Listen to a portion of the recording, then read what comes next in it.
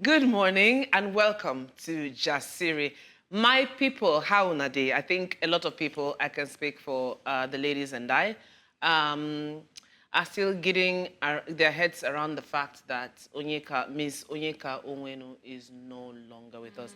I didn't see that coming at all. I didn't see that coming. So. And it's quite sad. She really was an icon. I mean, I woke up to the news, and so when I woke up, I saw just one blog had posted. I'm like, these people have come again with their fake news and all. And I was hoping that it was not true, but eventually, we found out that she died after a performance at Banana Island in Lagos. And people are speculating that she probably stretched herself, You were talking about it in the makeup studio where, people who are getting older, they don't want to admit, even though their body is telling them otherwise. But, the energy that you use, again, this is just speculation, but, the energy that you used when you were younger is not the same that you use. So it's just quite sad, honestly. It is. And I hope it doesn't taint this event. You know how you attend an event, say, oh, it's after this event that this icon, that she's moved on to glory, as they say. I don't think it should, honestly. I don't think it should. Onyeka she was truly an icon. Yeah. She has left many memories in many people's hearts. Her music will live on forever. Her music so in a way, she will also live on forever because she's left a legacy of beautiful music, of standard quality excellence. She was always very vocal about things she was passionate about, things she believed in. Yeah, she was a very strong woman. I think at some point she even delved into politics, in Imo State, and then the singing, the acting. She was just and she was like such a fantastic actor. Personality, big personality. Well, Miss Onyeka Onwenu, sure you can hear us wherever you are. You will be missed. You are definitely well loved. And thank you for everything. Yes. You put in the music, the ambience, the aura, for just who you were, who she was. And didn't she look incredible for 72? Incredible for 72. What? She did. I don't, I think that's how passing or loss hits people. We never really expect it, and when it's like that, you just say, I don't know what you say. And I always say, a friend of mine lost his dad recently, and I said to him, I don't know what to tell you, but it's a loss you live with. You learn you live with. It doesn't really go away. Yeah.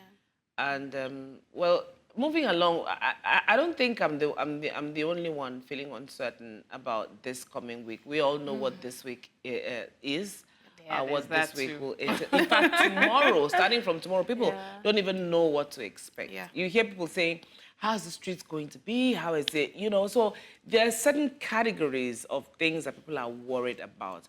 But I know that what's paramount on people's minds is that with the protests scheduled for tomorrow, the protests are scheduled to start. Tomorrow is August 1st, where we say Happy New Month. We are Happy New Monthing with the protests scheduled to start tomorrow. I think I found myself putting some of my plans on hold until the situation becomes clearer. And I think a lot of people are doing that also. The unpredictability of the outcome has made me cautious about making definite plans. I don't know. I don't think I'm the only one waiting, like this. Oh, no, you're not. How things are going to play out. There were certain events, and it's not even just for tomorrow, right? There are events that I know about that we're supposed to hold next tomorrow, over the weekend, even into the next week that have been rescheduled. Some have been cancelled because they don't know what it's going to be like after. Everybody in situations like this, the most important thing is safety. Absolutely. Right? My mom called me and said, "Are you working tomorrow?" I'm like, everyone has been asking. Yeah. She said, no, just buy what you need and go to it. Like, this one is like, you don't know what I signed up for. So a lot of People asked for the same thing. We are very uncertain. And people have been calling me. Somehow they feel like I have information because I'm a journalist.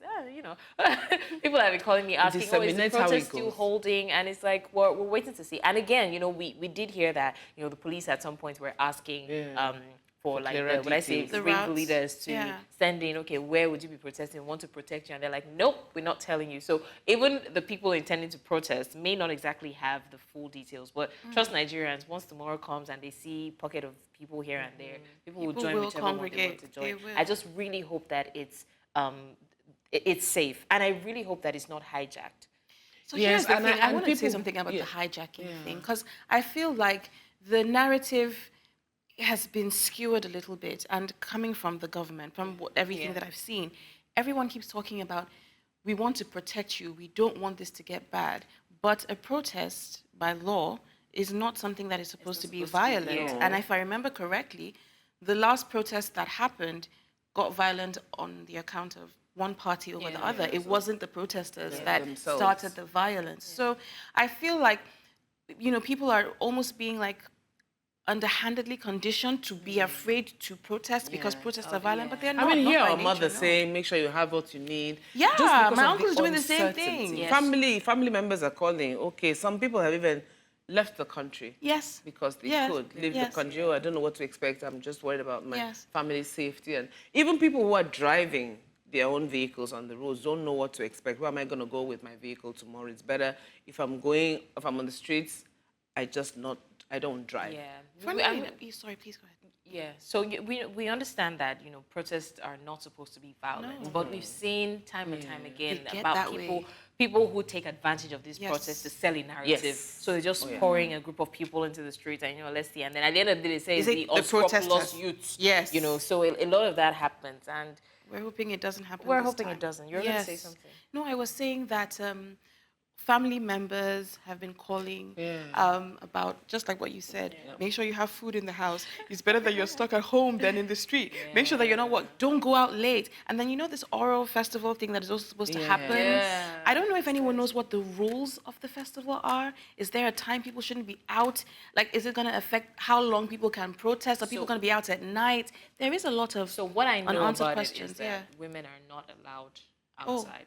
okay. But I do not think that it's everywhere, like it's in every region. Please, where are the regions? That's the thing. I have no idea. But of course, we're going to find out. Okay. I mean, that's our job right here. So we'll find out. And of course, we'll give you as much information as we can as to safety tips, what to do, where to be, where not to be, and basically the phone numbers to have just in case. Please make sure that this period you're not alone. Yes. We're not saying that anything can happen, but we've seen things happen. So just be sure that you're moving in groups of 3, 4, 5, even 10 if possible, and just try to stay safe.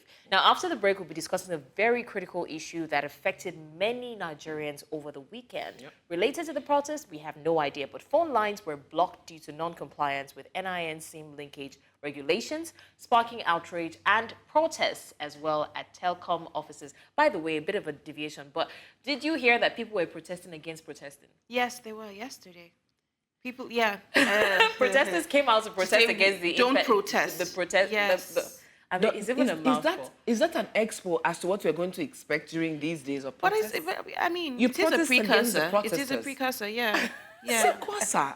But here is my thing. You see, these people that are on the street now, clearly, well, we don't know, but it is assumed that they have had some incentive to be anti-protesters. Yes. But have they not suffered the way the protesters want to suffer? Whatever it is that the incentive is it going to alleviate their suffering totally?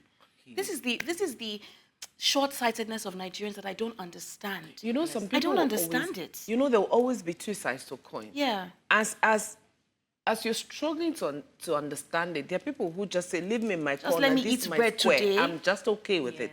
We are suffering, yes, but it's the suffer I know. Some people just, they don't like to, I was going to say they don't like to push. They don't like to move.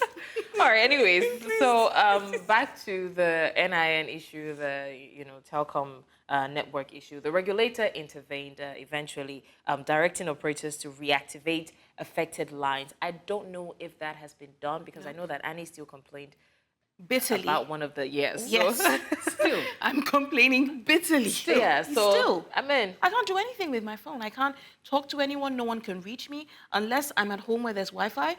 I can't do anything. so questions still remain, and we have the chairman of the Association of Licensed Telecom Operators of Nigeria, who will also be joining us to provide clarity on the entire situation and, of course, giving the way forward and hopefully debunk the speculation that this is related to the protest because it is all too convenient. Yep. All too convenient. All right, but before that, we would go on a short break, and when we come back, Jessiri continues. Stay with us.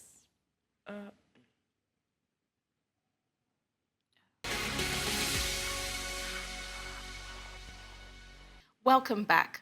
Now remember, we are streaming live on our social media platforms. We're at News Central TV. Please use the Jasiri hashtag to be part of the conversation so that we know you're watching with us. Before the break, we discussed the recent incident where Nigerians protested several MTN offices over the weekend. This was in response to the blocking of the phone lines due to non-compliance with the NIN-SIM linkage regulations. To provide us with more clarity on this matter and an update on the NIN-SIM linkage, we have with us the chairman of the Association of Licensed Telecom Operators of Nigeria, Mr. Benga Adebayo. Welcome to Jasiri, sir. Welcome. Thanks for joining us, Mr. Adebayo. Good morning. Thank you for having me. Good morning. It's a pleasure. All right, Mr. Adebayo, now the July 31st deadline for disconnecting subscribers that haven't completed the NIN-SIM linkage is not news, right? It has been communicated by the telcos for months now. And in fact, the date was postponed from 15th of April earlier this year. The issue that many were experiencing is twofold. First, the thousands of lines that were disconnected over the last weekend, days before the deadline. And second, many of those affected lines had completed the linkage. So can we see now how this could be perceived as a coordinated effort to stifle communication and amid the nationwide planned protest? Because, like I said earlier, a lot of people would say that this is all too convenient. So many people believe that SIMs were just blocked at random, because most of the people that I have spoken with in recent times said that they had completed the linkage, so they had no issue with their NIN registration whatsoever. So they had no, there was no reason to have their SIM blocked. What is your take on that? First, let me start from the disconnection that happened over the weekend. You may recall, and as you have highlighted in your recital, that the deadline for SIM linkage was actually set for April this year. And we made the case to the regulator that we should have an extension of time to sometime in July. And that was granted for the 31st of July. And so that order had been in existence, had been subsisting before this time. Now, we had to commence an action a few days before so that we can realize and meet the 31st July deadline. For systems take time to respond. And we are not talking about 1,000, 100, 200 subscribers. We're talking about millions of subscribers who have not linked their name in their SIM record with us. And so that action will commence over the weekend. What brought about the impact was what we felt on Monday, Tuesday. And our regulator had responded by asking that those numbers that are bad be on bad in response to the situation of this time, and for us to wait and see what happens over the next couple. So I want to say very clearly that it has nothing to do with planned protest. We do not belong to any of the groups. We provide services on non-discriminatory basis to all persons at all places and at all times. And we are guided by our social contract with the subscribers. And so the action that took place was in compliance with the regulatory directive of what had been in existence. Unfortunately, it coincided with the planned protest. And the naysayers has now taken it as a weapon to mobilize people and set the public against the operator, which is very unfortunate. Now, on the issue of people saying they have complied with the linkage of their NIN and SIM, it's not necessarily correct.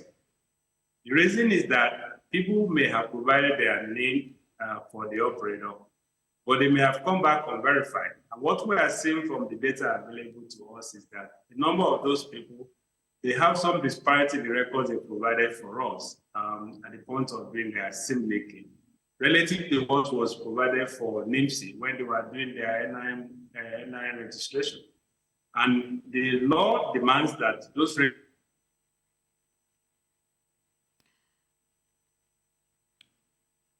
Mr. Benga, are you there? Okay, I think that we have some network issues. Yeah. I know that we have our NIN linked in the how office, ironic. so I don't know.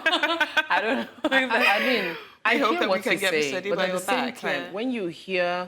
when you see the frustrations of people, take a look at those offices, the MTN offices. Yeah, that were the vandalized, protests. yes. We are already hot-blooded. Our blood, they bite. For Okay, so I little think we things. have Mr. Adebayo back. Mr. Adebayo, can you hear us? Yeah, sorry, I lost connection. No, it's fine. It's fine. So please go ahead with what you were saying. I was wondering if we So had our I was NIN clarifying that the people who have this service disconnection are people who may have provided their name in some cases but have not been verified. And there are people who have received notification at various points in time that yes, we received your NIN number, but we're unable to verify. For us to complete that process, you must visit the service center to have that happen. But we just refuse to follow that process. Okay. Now, Mr. Adebayo, are you still here? All Yes, right. I am. So we're not condoning the violence that happened. Neither are we condoning the vandalism. It's never the answer to destroy people's property or resort to violence. But after MTN's offices were attacked, it did seem like that pushed the NCC to order the telcos to reinstate all barred lines, regardless of whether they were linked or not. So it appears that the only language both parties in this country understand is violence, and we want to know why that is. That's also not acceptable, and that's not the logical argument, actually. Because if people vandalize properties, it's like someone come to attack you at home, someone want to jack your car. It would be inappropriate of you to fight back if you're harmless. So the fact that they invaded operators' office, which is in total violation of the law, it's a very bad social behavior. It's not a reason why anyone should have the lines restored. But we have said, regulators have said, in response to public opinion, this should happen at this time. But it's not to say that the action will be forgiven. It's not to say that the issue of non-linkage of SIM to name will be ignored. It will happen at some point. So I said again that after this period, disconnections will happen again for people who have refused to provide their NIN with their NIN record. And we're talking about two separate issues. The behavior of those who have invaded the offices is absolutely unacceptable. And we should not tolerate that under any guise, not under the guise of SIM linkage, not under the guise of public process, whatsoever and so on. It's not acceptable. But regulators have to respond, at least to protect the operators and protect the critical infrastructure that we have, and as well as to douse the tension in the public. So it's not like that violence is unacceptable. Like we take total exception to no violent conduct. And the public should be careful because we as operators are also victims of what is going on. If you take out this battle if you take this challenge to the doorstep of the operator, you are taking it to the wrong place. We are also victims of it. So I don't think we should be made a second-time victim by having our infrastructure vandalized, by having our staff harassed. How do you feel people invade the offices tomorrow and they start beating on everybody in your television house in the name of that you have probably not aired a commercial, or they are pleading for a commercial, you have not aired it, or you have asked them to provide an information from the government and they have not provided it? So it's absolutely unacceptable, and the public should be wary of that. If you damage public infrastructure, there are consequences for it. Absolutely, Mr. Adebayo, you're right. We don't condone the violence, not in any way, shape, or form, and it's never ever the answer. I think that people are just pushed, and frustrated, and they acted out of that frustration. But you're right. You're right. Violence is not the answer. Okay, so let's get down to specifics now. Mr. Adebayo, I'm going to ask you, do you have some numbers for us? If we're taking a look at the percentage of subscribers across the networks yet to complete the NIN-SIM linkage, do you have some numbers? And if you do, perhaps not so accurate, the numbers, but how accurate would these numbers be? We might be looking at over 20 million subscribers who may not have properly linked their NIN with their NIN. And let me also add that those are people who are using phones, regular phones, and some of them are using digital devices, MiFi, Wi-Fi, and also a few digital tools such as car tracking, POS applications, and the rest of it. So if you look at these numbers, we may be looking at an aggregate of about 20 million SIM cards. That's a lot of number. That's a lot. Yeah, and that's why we talk about the digital economy and security of the public and the infrastructure that we are building as a nation. You can't live with such a huge number of people unidentifiable. Even if you talk about financial services, we are now having a report that the banks don't even give cash across the counter again. You now have to go to a POS operator who are with digital to provide you with. So imagine if you do not know who is at the other end of the divide. How do you trust financial transaction? How do you build confidence in the financial system? How do you build confidence in e-commerce? How do you build confidence in digital economy? So an identification of people on the other side of the divide is the most important element of trust in the digital economy. It's only in our country that we see people having two different dates of birth. And that's why what we are seeing. When people give information on the SIM card record and they try to harmonize it with their NIN-SIM record, you find out that they are said to have been born at two different dates. There are people in our country that we have people who they are pilots and at the same time they are journalists. So people that are doctors and at the same time they say they're pilots. You see all those kind of disparity where you match the record. So the record of the of NIN-SIM is the primary record. The record that we have as NIM records, they are secondary record, and the primary and secondary information by law are supposed to match together. So when you have this disparity, you just need to attend those centers to have it normalized. Because first you need to go and say your own is in the date of birth. You need to tell them that this is the day I've been born, not in the other day. If your profession is a journalist, you need to say to them, okay, I'm a journalist and I'm not a pilot. If your profession is a doctor, you need to say that I'm a doctor, I'm not a pastor. So you need to go to them to say, okay, the disparity you have found in my record, this is actually who I am. In some cases, yes, we have the information, they provided the NIN record, the date of birth are the same, but the photograph or identification on the NIN-SIM record is not the same as what we have on our record. If that happens, you need to go to the center to go and take a new photo of yourself and have that submitted to the authorities. In some cases, the fingerprints are not the same. Some people obtain SIM records and SIM cards. It was their driver that took the SIM card for them. They gave all the information. The driver gave his photograph, gave his biometric, and they gave the photo to his guard to use. Now we have to link those two records together. By the time this number is disconnected and you look at the details, you find out that yes, this man has the number, the man has the name, but he has a different photograph, he has a different fingerprint. Those records have to be harmonized, and that is the problem. There is no one who has gone to any of the experience center to say that I've been there because they've asked me to come, but when I got there, they didn't have anything to do on my record. Yeah, there's no such case. So, Mr. Adebayo, we're looking at all these irregularities, right? And we understand that with the situation at hand, some lines may have been restored, some not at all. But if we want to see the NIN in Nigeria as the US Social Security number, but it's not as digitized, so to say. Because looking at all these irregularities, do you think that there's a way that we can reduce it to the minimum if we make it a more digital and more seamless process? Because I remember when the NIN thing came up, you know, the instruction was that people had to go get it done. I think the deadline was a little too short, that period, and a lot of people were complaining. You go there sometimes, there's crowd, and then they're not even responding to anybody. You have to wait for hours, and people have children, mothers have babies, they're nursing, and they're going back home and saying that, you know what, I don't care, I can't do this, you know. So it's a very stressful and cumbersome process. Now, I'm not excusing the fact that people have wrong data on one end and another end, but I feel like sometimes if this process can be made a little more seamless, like you can be in the comfort of your home and just get it done, and then there are agencies that can have it verified, you know, the telcos can also verify your information and see that, you know, everything is accurate, then it will make it easier. So how can we make this a more digitized, a more seamless process? Well, it can be as easy as we all make it to be, and that's the fact. Recall that in the first instance, we did subscriber registration. That's operators having to register their subscribers. At another time, government, we are not identity management company. Ours is just to know who are our subscribers to whom we provide services. That's just all we have to do, all we have to do. What we did in doing the subscriber registration was just to capture information about subscribers, to know who they are, to have them on their records. Now, national identity requires a lot more higher level information. It requires your biometrics, which is your fingerprint. In some cases, they need to take 2 + 2 + 4, +4 + 4.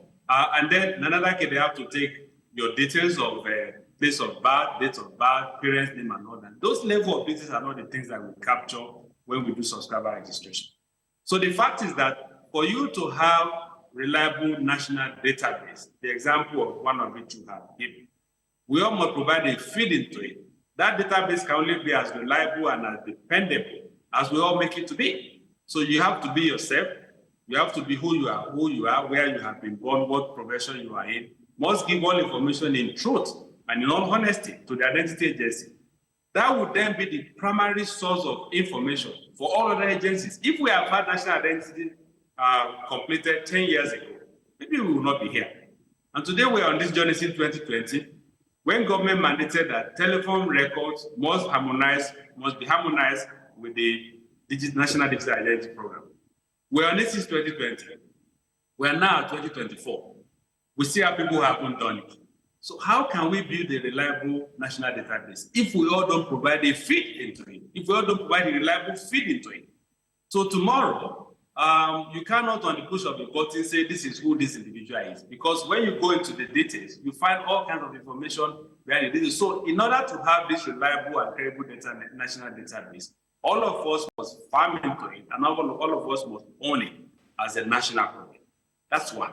It can then be as easy as it is, because if you have information since 2020, and we are now at 2024, you haven't done it, then you have not played your part as a Nigerian or as a resident of Nigeria. You have not played your part. So we all have to play our part to make this happen. Then there are certain level of information you cannot provide electronically.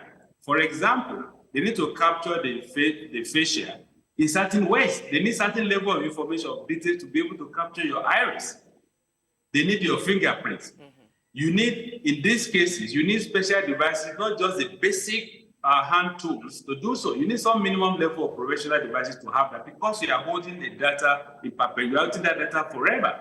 So you can't have it in a way that it is epileptic. So the level of information required needs to, for this biometric, for example, require a physical antenna to those centers. That cannot be done electronically. Now, if people have done it as the need has arisen over the years, we will not have the kind of crowd that we have. And I say again that this 31st July deadline that we are running towards has been due since April of this year. We sought an extension till this time. So yes, what's the new deadline then? It is a matter, yes, but it's, you've talked about a number of things, and one of the issues I think we're dealing with here as Nigerians is it's a trust issue, considering that there have been reports of data breaches involving the NIN processes, and people are saying that their information has been leaked and all of that.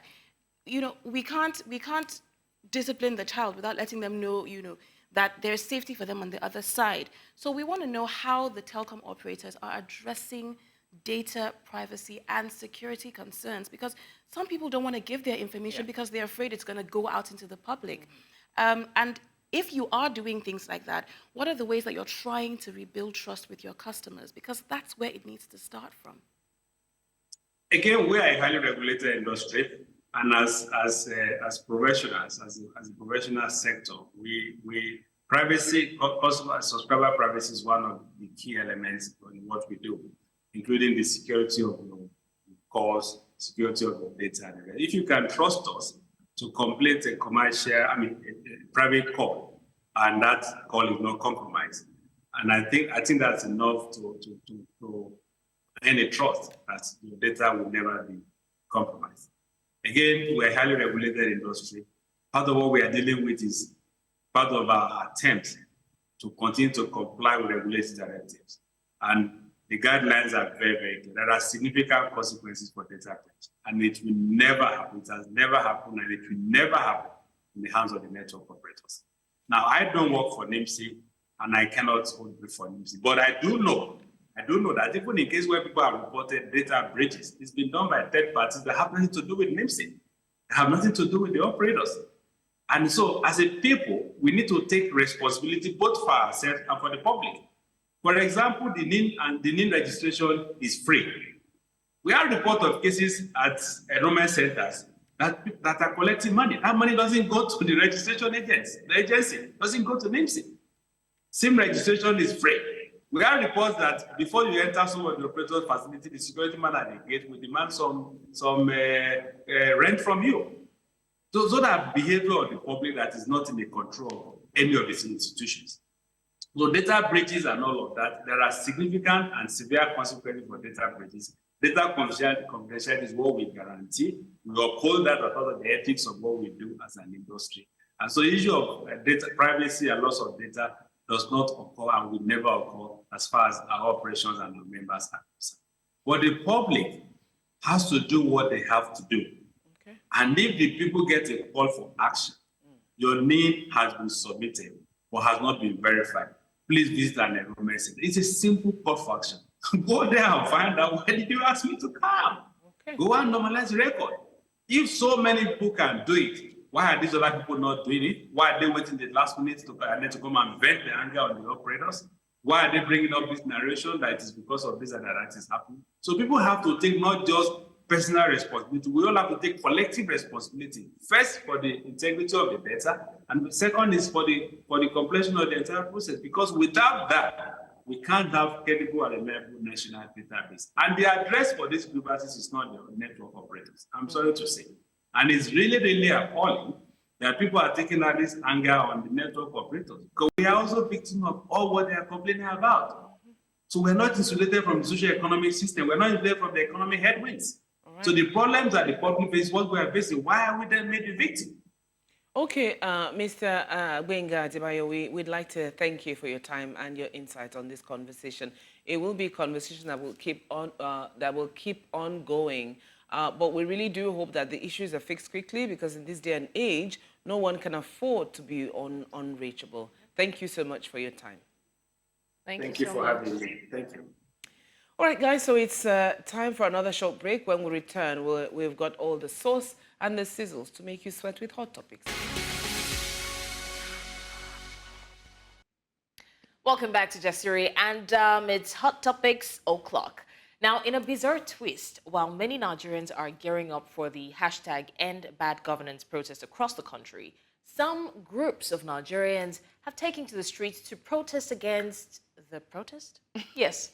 Well, you've seen the news, and I wish I was making this up, but honestly, I'm not. Now, they're saying no to protests in support of the current administration, because apparently the best way to show your support for a government that's against protest is to stage a protest against protest. Oh, Jesus. That's like a play on words. That's a lot of protest. Onomatopoeia. Let's take a look at this.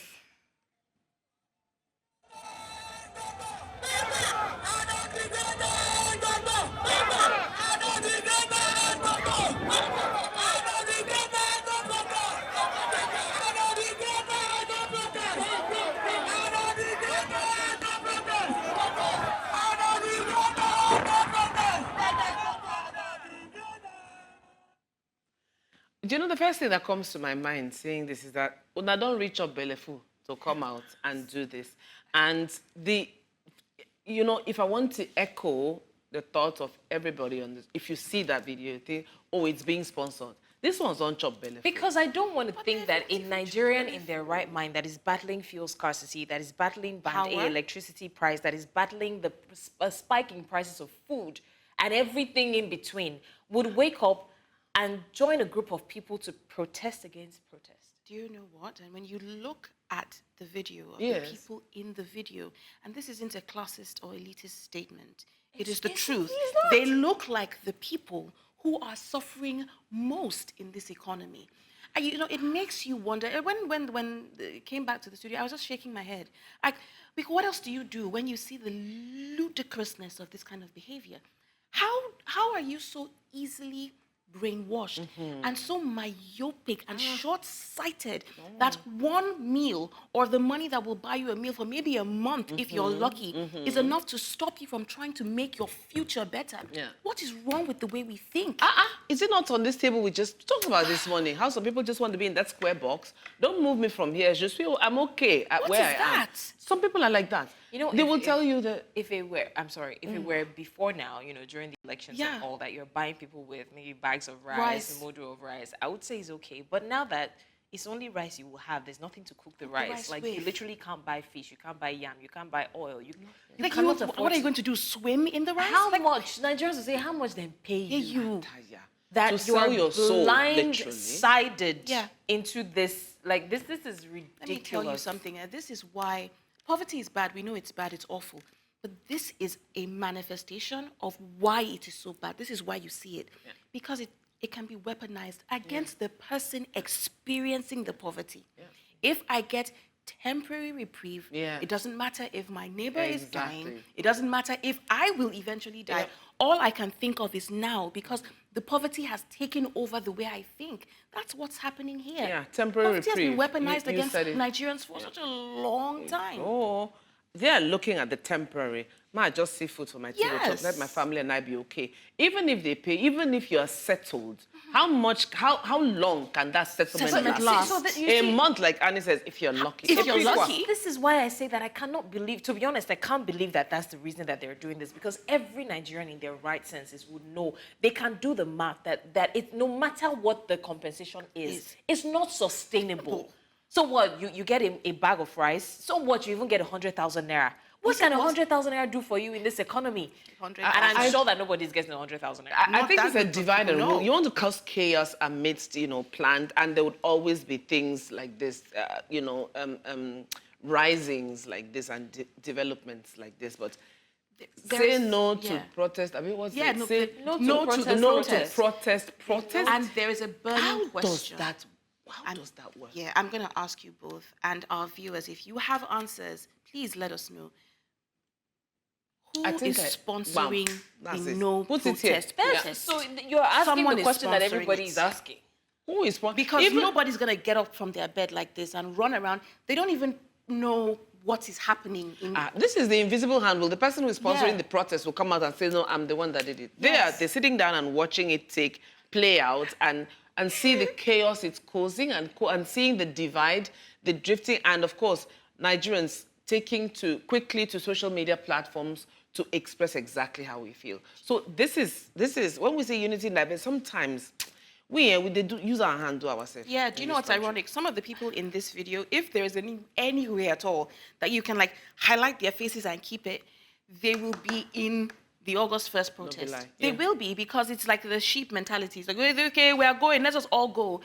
And, I think one of the other days, I think it was maybe sometime this week, we're talking about when there's a problem with a movement that has lost sight of the matter it is moving for. Yes. And I think that's where Nigerians need to be called back to, what is the matter with us? Then what is the matter with our country? That is the only time that you can have a movement that pushes all of us forward together. My sister, even in the Bible, they say, where 2 or 3 are gathered in one place, where yes. I'm honestly, I'm trying to put myself in their shoes, but I can't even find the shoes. The only way that this can make any logical sense to me is these people that I'm seeing here, if they're from Gabon or Benin Republic, they cannot be Nigerians, because, like you said, it's not an elitist thing. No. I don't see that you have even chopped belefu, that you're on the street protesting against a protest that is supposed to better your life. Yeah, no, it's just wild. It's wild. Guys, this is classic. This is classic. You can exercise your rights, but only if we say so. Is this supposed to be democracy in action? Did you guys see the videos of the boys on the streets in Lagos Island threatening citizens and warning them not to join the protest? And then you ask yourself, is this a ricochet or ripple effect from the Yaloja's visit to the market women, telling them, oh, keep your children at home? Because everything just seems to be conveniently working together. I think I want to see that video. Yes. Oh, I think we saw it the other day. The Yaloja's video. Yeah. No, this is it. Okay.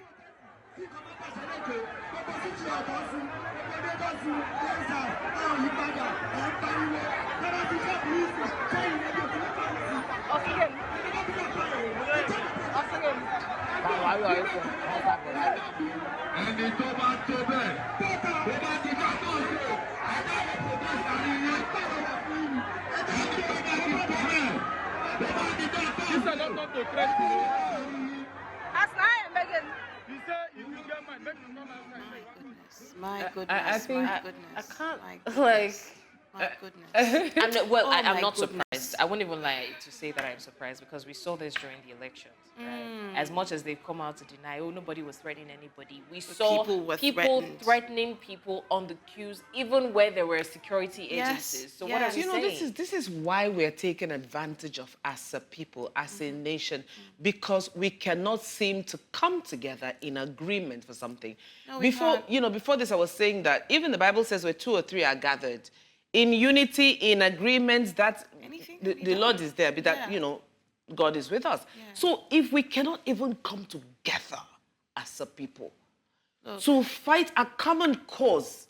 You cannot tell me these people are not buying the same rice and pomo and meat and chicken and turkey. Something is wrong, guys. Something is very, very, very wrong. I understand if the mindset is that, look, I'm not protesting because I don't believe that anything will change.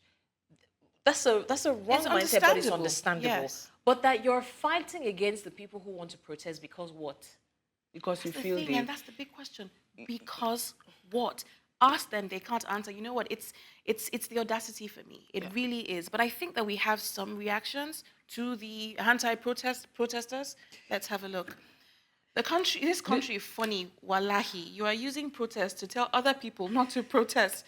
Nigeria must be a comedy channel in heaven. Yep, that's facts. Nigerians are funny people. How do you hold a protest against a planned protest that has not even commenced yet? The way our politicians are moving, it's obvious any location who cannot remain firm with proper planning will be infiltrated by paid thugs. Don't be lying. The funny thing is, they think this planned protest is the main deal.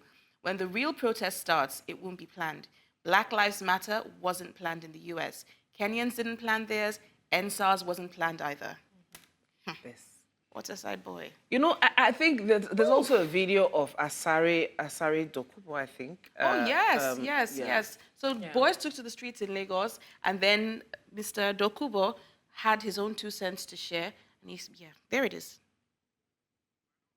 I and all those who believe in me, and those of you who are committed to the interests of the Niger Delta, we're not going to be part of any protest. It's as clear as that. If anybody have the right to protest, I also have the right to resist protest. Where your rights stop, that's where my right begins. I am anti-protest. People will say that they've given him money. That's why he's talking this way.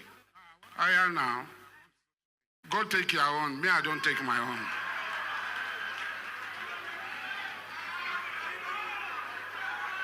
I have the capacity. If you carry your protest, come near me. You will collect.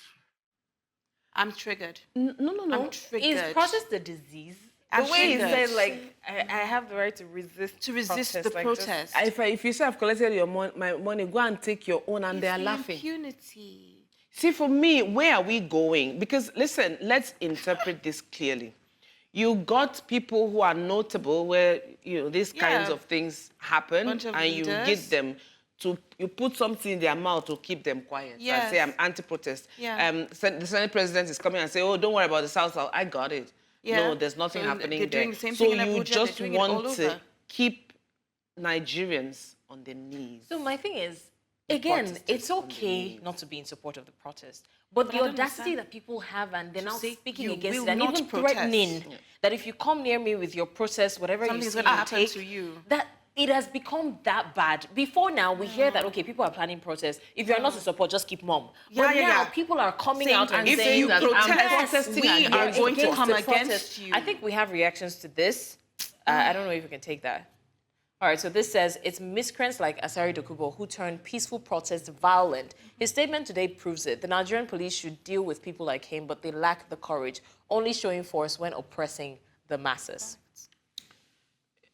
Asari Dokubo, that had gone rogue on this government, is speaking in support of the government during a time he should join Nigerians to protest this severe hardship. And you think this government is ready to do any better rather than identify dissenting voices to bribe?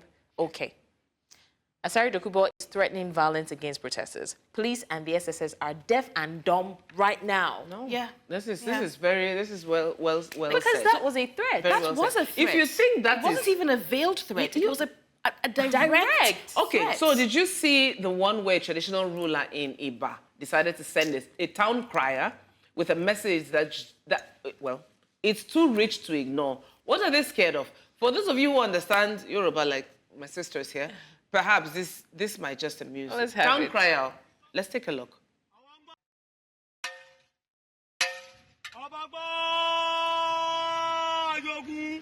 kábíyèsí ní kí yé o àwọn olóyè ní kí yé o kábíyèsí ní kí sọ fún yín àwọn ń gbọ́ fìdíkọ ọlọ́run ọmọọba àtàwọn ọmọ àlejò ọlọ́run fẹ́ bu àjàgídíjàgan níjọ́ Thursday lọ́dún máa bẹ̀rẹ̀ kábíyèsí àgbà àwọn òfẹ́ kẹ́nìbọ̀dì pé ọmọ ẹ̀ àtọmọ obìnrin àtọmọkùnrin kẹ́nìbọ̀dì pé ọmọ ẹ̀ kó tọwọ́ ọmọ ẹ̀ bá sọ o ọmọ tí ò bá ti gbọ́ tọwọ́ wọn bá ti tó ọ̀ ń gbé lọ ni o. So we're going to quickly interpret what he was saying for those of us here who don't understand Yoruba and for our viewers who don't understand Yoruba. He was essentially saying, the king extends his greetings. The elders extend their greetings. First greet you. The king heard there will be a protest on Thursday, and he's here to inform everyone who has listening ears that the king doesn't want it. All parents should caution their sons and daughters to stay indoors, or else they will take them away. Okay, before we talk about that, let's hold that thought. But we're not done. Just yesterday, the Lagos State High Court ruled to restrict residents who wish to join the nationwide protest to only 2 locations: Ganifaweomi Freedom Park in Ojota and Peace Park in Ketu. Remember that they asked where the protest would be so that they can protect. But now they're restricting it to these 2 places. Now, this decision came after a preemptive ex parte application filed by the State Attorney General, Mr. Lawal Pedro, who argued the need to protect public safety and prevent another situation like the End-SARS protest. Now, the court has essentially told protesters, feel free to express your dissatisfaction, but only in these neatly designated areas that the police will surround from 8 a.m. to 6 p.m. How did Kat say it again? This is a classic exercise your rights, but only if we say so, move. And it's unfortunate. It is so unfortunate. So you know What the kind funny of thing? stifling is this? They are. We've talked over and over again about communication. Yeah. I see like this is you can literally see through what they're doing, right? They don't have any business with the masses. They're reaching the heads, the kings, the governors. Tell your people. Hold your own, hold your own, get it? hold Like, your own. Hasn't Nigeria always been, I think, if you go into history, divide and conquer. Yeah. Divide and conquer. Yeah. And now you're using the people that others look up to as your weapon or tool of division. That's the what's people happening. that others have no choice but to look up to. But the leader of your community is the leader of your community. Yeah, you who can't have a help certain that. level of influence. Didn't you hear Yeah. the guy in Iba saying we will take them away? To take the child And away. take them where? They're not You will take urging them not to protest. It's a subtle threat. Like It's like, anything you you come, see, you you come. take. Hold your Yeah. people. I don't. The Yoruba guy even said the king says he doesn't want it. So it's not like, oh, don't protest. The king does not want it. Please don't disturb it. This ripple effect, and I kind of saw it coming. It started from the, if Tolu were here, Tolu would say, I called it. Tolu would have called it and seen it since. It started from the president's daughter going to the markets and using sweet Yoruba in the sing-song voice, telling them, giving them reasons why they should not protest. Remember what happened at NSARS. And we talked about that silent, veiled threats. And then it has ricocheted and rippled into Asari Dokubo coming out to say, well, I'm not against, I have a right to resist the protesters, the protest, I have a right to... So everybody's hiding behind the onomatopoeic way. I have something to say quickly. I know we have to go, but I just need to say this. The response that we've had, the overwhelming response we've had from the government shows everyone that they listen. They can see, they can hear, and they can act. But they choose when to and when not to. That's all I'm saying. You know the funny thing, everybody keeps referring to this NSAS. Everyone is saying, let's not have a repeat of the NSAS. But we're forgetting that NSAS, the story of NSAS was amplified because there were illegal detentions. People are still in prison. It was amplified because military personnel opened fire and denied it until there was international interference. It was amplified because there were hoodlums hired by who? We don't know. Like, you know. I was going to take up from where Blessings was going. I'm like, we like Jaye too much in this country. We are not a violent people. In some countries, I can tell you for free, in some countries, hey, let's leave it there. We are done for today. Tomorrow is a big day. Who's going to make it to the studio? I don't know. Only Jehovah. It's only Jehovah that knows. So if you see us tomorrow, so you collect us as we are. If you don't see us, where? maybe between the two parks, the one in Ketu and the one in Ojota. But rest assured, New Central TV will be right here, keeping a close eye on the developments. Remember to stay safe, stay informed, exercise your rights responsibly and peacefully. We are going. No, from me and the ladies.